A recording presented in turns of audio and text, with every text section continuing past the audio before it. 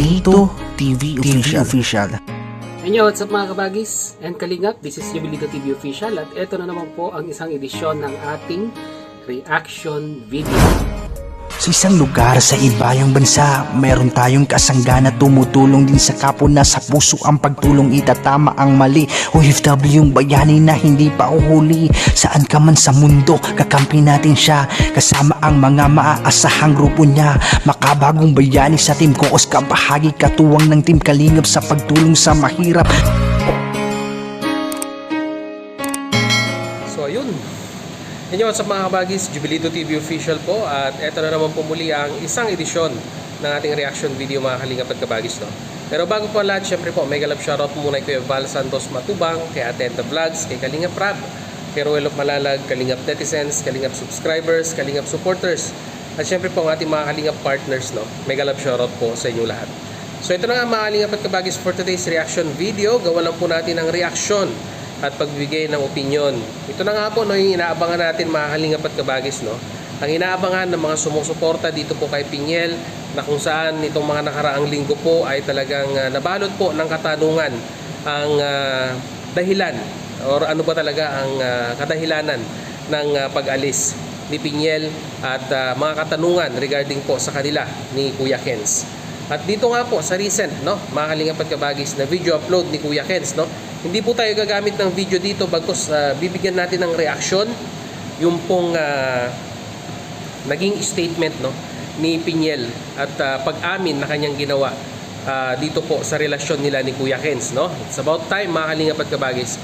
Para doon po sa full video ay panoorin na lamang po natin sa channel ni Kuya Kenz, no, bilang pagsuporta na rin po natin sa kanyang YouTube channel dahil alam naman po natin na mahina po at hindi naman po ganun kalakihan ng views ni Kuya Kenz, no, sa kanyang mga charity upload. At ito na lang, pagtulong na lang po natin sa kanya mga kalingap at kabagis yung pagbisita at pagnood nung pong naging statement ni Piñel regarding nga po dito. Well, anyhow mga kalingap at kabagis, no, inamin na nga po nung dalawa, si Kuya Kenz at si Piñel, na sila nga po ay may relasyon na. At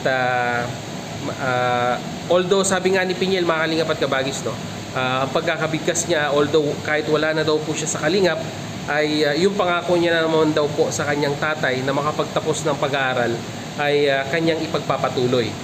At ganun din naman po ang sinabi ni Kuya Kenz na sa mga nagkakaroon ng agam-agam regarding po sa kanyang kapasidad bilang isang kasintahan ni Piñel na may taguyod, no, or may pagpatuloy po ang pangarap ni Piñel na makapag-aral sa kolehiyo, ay hindi naman po hahadlangan daw ni Kuya Kenz yung pangarap ni Piñel, bagkos ay 100% pa rin po ang support ng kanyang ibibigay dito kay Piñel.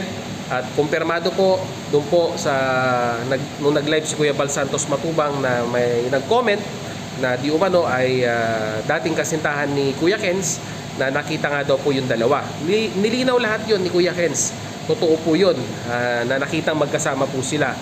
Pero ngayon, parang nakikinita po natin na parang ngayon pa lamang po, no, itong si Piñel na pumunta dila Kuya Kenz at kinumpirma ang kanilang relasyon, and at the same time kinumpirma na doon na nga po nanunuluyan itong si Piñel dila Kuya Kenz. At nilinaw din ni Kuya Kenz na hindi naman po sila magkatabi matulog, no. Doon po siya magkasamang natutulog yung kanyang kapatid at itong si Piñel, which is maganda po, no. Yung respeto ni Kuya Kenz ay nandun pa rin po, no, sa kanyang kasintahang si Piñel. Well, anyhow mga kalingap at kabagis, no, we do hope na sana po ay natuldukan na ang agam-agam ng mga kalingap netizens natin regarding po sa issue patungkol kay Piñel, and we do hope na sagot po ang inyong mga katanungan sa mga statement na binigay ni Piñel, na huwag po kayong mag-alala, sabi niya, ano, kanyang pag-aaral, ang kanyang pangarap ay tuloy-tuloy pa rin. At huwag din po tayo magduda kay Kuya Kenz dahil patuloy po rin po ang support ng kanya ibibigay sa pangarap ni Piñel at may sakatuparan nito. At tanging hiling na lang po ni Jubilito TV Official ay huwag po nating i-bash yung dalawa, no, mga kalingap at kabagis, no.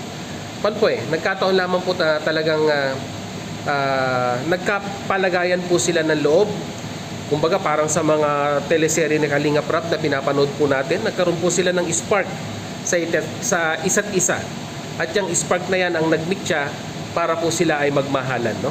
Tao lamang po tayo na nakakaramdam ng pagmamahal. At minsan po, mga kalingap at kabagis, no, talagang mas pinipili po natin yung mga bagay-bagay na mas makakapagpaligaya sa atin.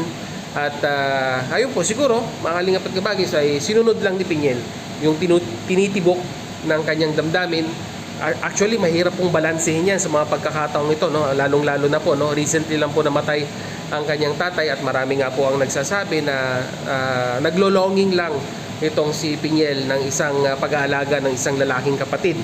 Well, siguro hindi naman po sa ganun, mga kalingap at kabagis, no? Dahil nakaramdam lang po siya ng pagmamahal na nakita niyang inaalagaan siya ni Kuya Kenz, no? At sana po huwag po nating isipin na si Kuya Kenz ay nananamantala or nagtitake advantage po, no, dito po sa sitwasyon ni Piñel, no.